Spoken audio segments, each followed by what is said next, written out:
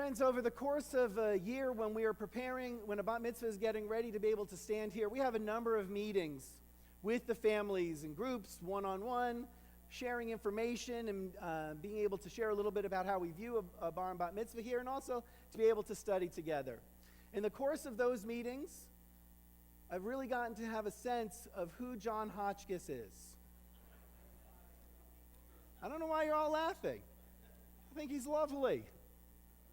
In the course of these meetings and the conversations that we had, the points, the discussion would all be enhanced by Jon's participation, by his willingness to challenge, his curiosity, and his intellect, and just wanting to come to a better understanding of the things that we were discussing. So it is a great pleasure, not only because he is Hannah's father, but also because he is just a fascinating person to have learned with, to be able to share the bima with him this morning. I'd like to welcome up Jon Hotchkiss.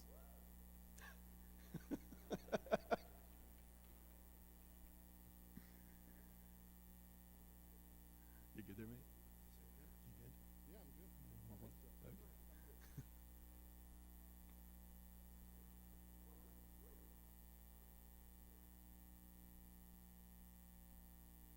Our Torah portion today comes from Genesis 25:19 to 28:9. It's a story that begins inside the home of Isaac and Rebekah, newlyweds in the land of Canaan. For those who have forgotten, earlier in his life, Isaac comes perilously close to death when God commands his father Abraham to demonstrate his loyalty by sacrificing his only son. Fortunately for Isaac, cooler heads prevail, and he is replaced on the altar by a ram. Abraham is later referred to in the Torah as the founding father of Israel. Isaac's mother is Sarah. She is Abraham's wife, and according to the Torah once said, "My husband, Feh." Israel would have been founded much sooner if someone had taken a left at the Euphrates.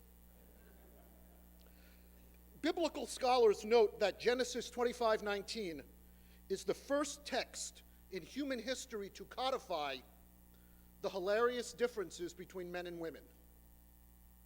Meanwhile, back in Canaan, Rebekah is frustrated by her inability to conceive, so her husband Isaac prays for God on her behalf.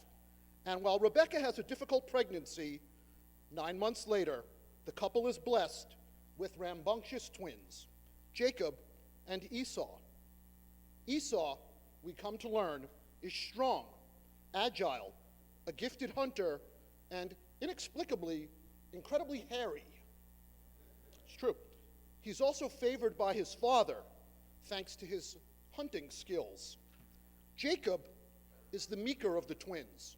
He's a thinker, quiet and introvert, who preferred reading, like his favorite comic book, SpongeBob SquareTallis. Jacob is the son favored by his mother, Rebekah. The Torah instructs us to think of these two brothers, born from the same womb, yet diametrically opposite one another, like this. Esau, a cross between, well, a Miskite, a Vildichaya, and a Meshuggah. And Jacob, well, he's a little bit like Yentl. Over the course of a lifetime, Isaac, Rebekah, Jacob, and Esau come face to face with many of life's seminal dilemmas. The desperate yearning for offspring by loving parents who are struggling to conceive, intense sibling rivalry, parents struggling to conceive, intense sibling rivalry, the seemingly unfair parental favoritism, the chaos of interfaith marriage, being stuck on the tarmac at LAX for many hours, having to hike up Sepulveda Boulevard to the Hertz rent-a-car in the hot sun. All capped by a very devious plot concocted by Rebekah and Jacob to dupe an old blind man out of what he valued most, a blessing earmarked for his elder and preferred son, Esau. Come to think of it, Isaac, Rebekah, Jacob, and Esau were really the world's first reality TV show family. If the Torah hadn't chronicled their story, certainly Fox would have. It's Isaac's blindness, however, that I'm going to focus on today. Does anyone know how Isaac actually becomes blind? If you have an idea, just shout it out. Stabbed in the eye? Well, actually, not many guesses, but the truth is that the Bible doesn't say. Like me, you assume that Isaac is blind in the same way that Stevie Wonder is blind, in that he's not able to see, not in a metaphorical sense, but a literal one.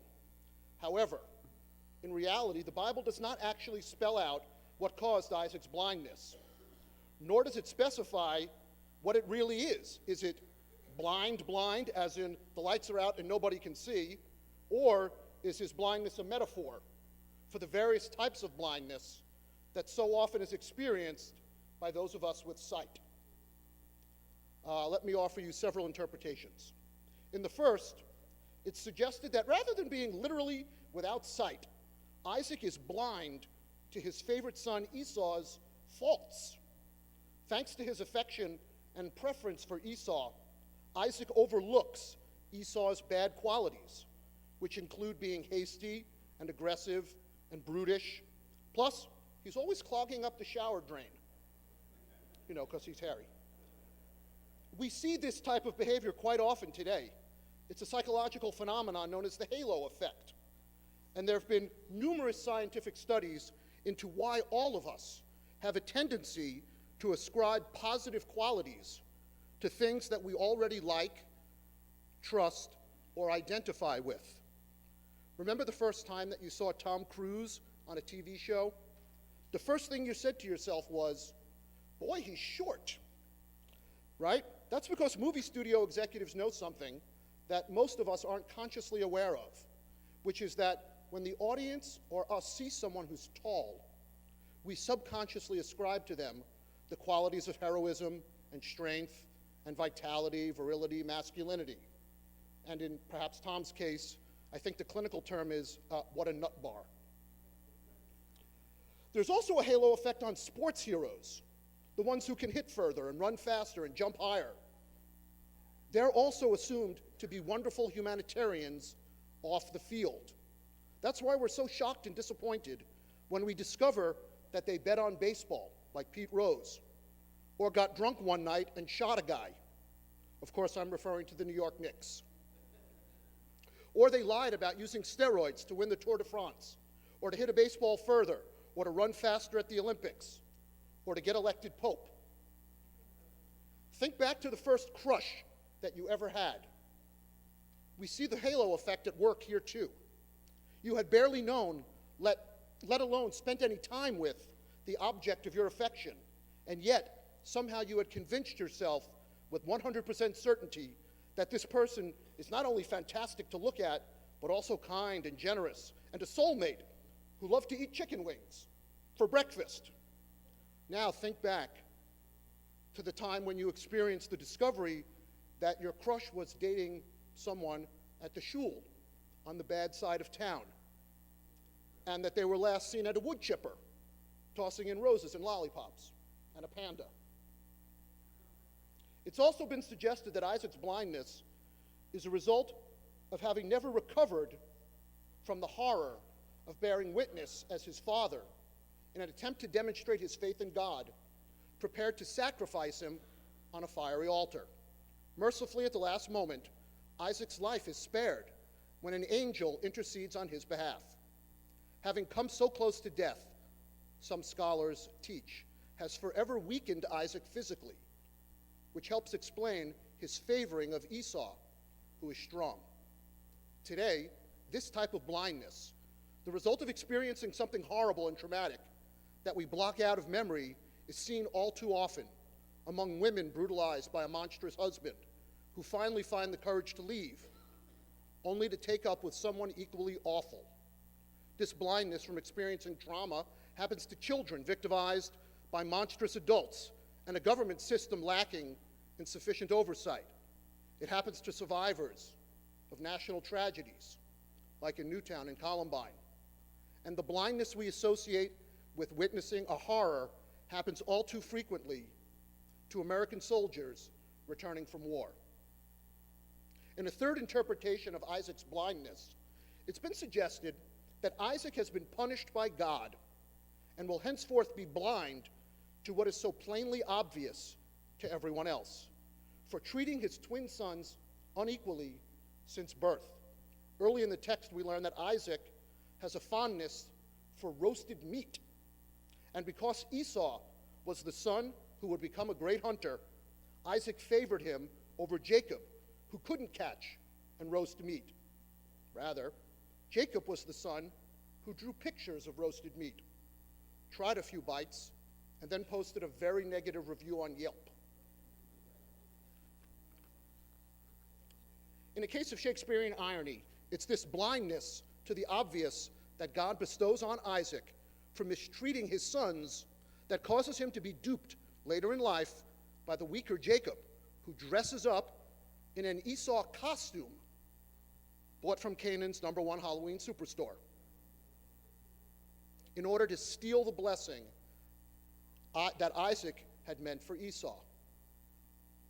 In one final interpretation of Isaac's blindness, it's suggested that Isaac isn't blind as in can't see, but rather he has consciously closed his eyes and become willfully blind.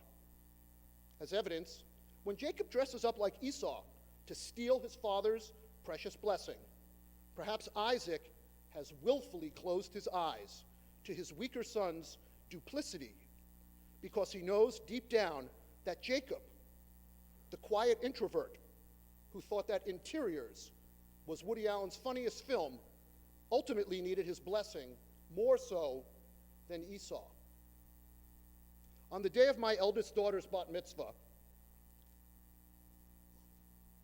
the Torah is the source of some wonderful advice for Hannah, for me, for everyone in the congregation, to be skeptical and merciful, fair and resolute.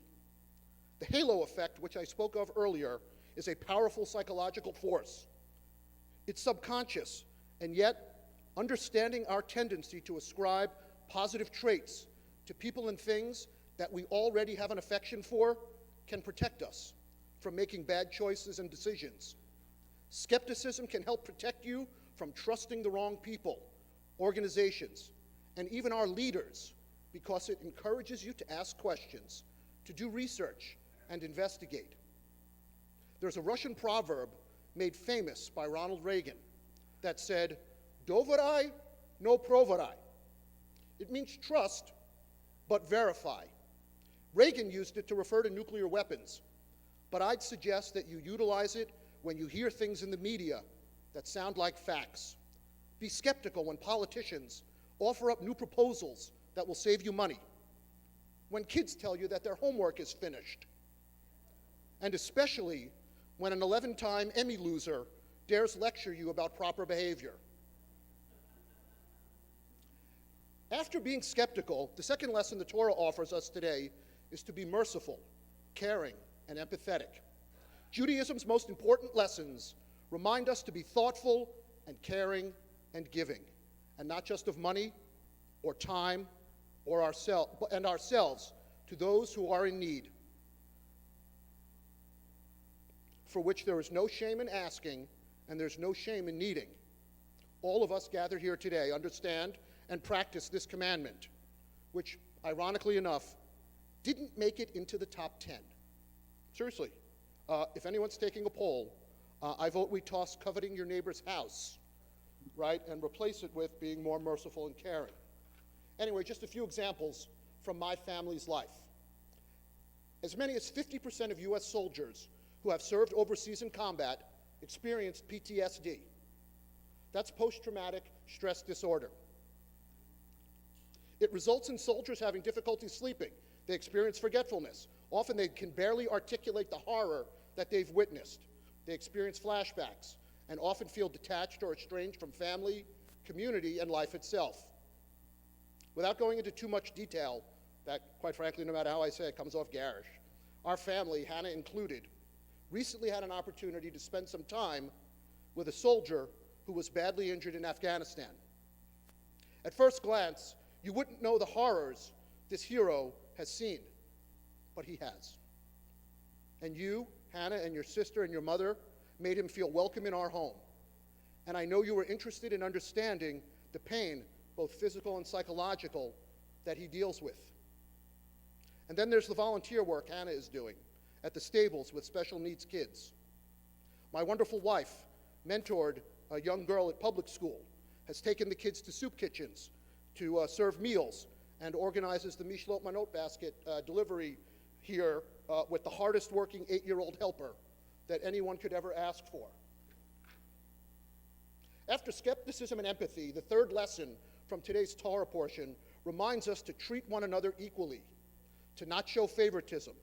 The favoritism that Isaac and Rebekah showed towards their children, with Isaac favoring Esau and Rebekah favoring Jacob, provides the foundation and justification for Jacob's eventual deception. In an example from my own life, my girls know that I often refer to them as my number one and my other number one. I think the Declaration of Independence said it best when we hold these truths to be self-evident, that all men are created equal, that they are endowed by their Creator with certain unalienable rights, that among these are life, liberty, and chicken soup with matzo balls that float. I may have got that last part wrong. However, the point is, everyone gets a floater, not just the ones who aren't hairy. Finally, after skepticism, mercy, and fairness, the fourth lesson is the one that's the most nuanced. It's the one that encourages us, I'd argue, to be resolute in our convictions, regardless of their popularity. If we're to believe the interpretation of the text that Isaac has willfully closed his eyes to Jacob's ruse because he secretly wishes or secretly desires or knows he must give Jacob his blessing because Jacob needs it more than Esau, because remember, Jacob is quiet and meek and an introvert, then the Torah and I encourage you to do what you know in your heart is right. Most times, it's better to do it with your eyes open. But if a situation arises and there's no other option, avert your gaze and stay out of the way. Let me share with you an example. And I want to be clear, this is not from my life. It's just an example. Let's say you're riding in the car with a person. Okay, you know what? It's not a person, it's a dog. Let's say you're riding in the car with a dog, and the dog starts to go especially fast in a school zone, and then it doesn't stop at stop signs, and then the police show up, and while you're pulling over, the dog turns to you. Don't be surprised, it's a talking dog. It can drive, so this part shouldn't be a surprise. It says, please, say something quickly so that I don't get my third strike, and they'll take my license away, and I won't then be able to run errands. And the policemen show up, a lot of them, 5, because there's a talking dog that's driving the car, and that interests them. And when the policeman asks to see the dog's license, you should sit there quietly and say nothing. Also, there's every chance that when you get home, the dog will be annoyed, but at least he'll cook dinner for you. In closing, I want to say my father is here, 73 years old, and he has come all the way from New York and has said to me since I was a little boy that when he gets old, all he wants from his children is that they come to visit him in the rest home and bring him a cup of coffee and the Sunday New York Times. Thankfully, he missed this week's Torah portion, which offers one more piece of advice to the congregation and especially my children. And there is no debate among the scholars about this particular section's interpretation. The text requests, nay, it demands, that Isaac and Rebekah, as they get old, that Jacob and Esau deliver unto them 3 times a week and twice on Sunday round pastries with both vanilla and chocolate frosting on the top, the colors of which must be both black and white. Also, it mentions one of the pastries, if possible, should be gluten-free. Jacob and Esau are also commanded by God to ensure with 100% certainty that their parents' TVs and Wi-Fi are in good working order, that their sleep number bed has been properly calibrated, and that they return to the land of Canaan and live wherever they want, between Beverly Glen and Sepulveda, between Ventura Boulevard and Sutton Street. And with that we say amen.